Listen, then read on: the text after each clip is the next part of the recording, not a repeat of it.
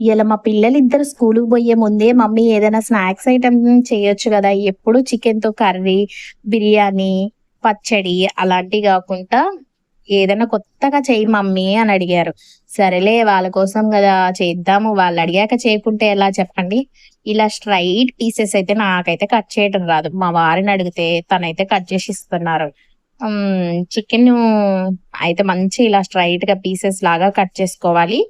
ఇందులోకైతే ఉప్పు, కారము, ధనియాల పొడి, గరం మసాలా, మిరియాల పొడి, నెక్స్టు ఒక స్పూన్ కార్న్ ఫ్లవరు, ఒక ఎగ్గు, ఒక టేబుల్ స్పూను అల్లం వెల్లుల్లి పేస్ట్ ఇవన్నీ వేసుకొని మంచిగా మిక్స్ చేసుకోవాలి. బాగా కలుపుకొని ఒక హాఫ్ ఎన్ అవర్ మాత్రం ఫ్రిడ్జ్‌లో అయితే పెట్టుకుంటే మంచిగా ఫ్రై అయితే వస్తాయన్నమాట. కోటింగ్ మంచిగొస్తదన్నమాట.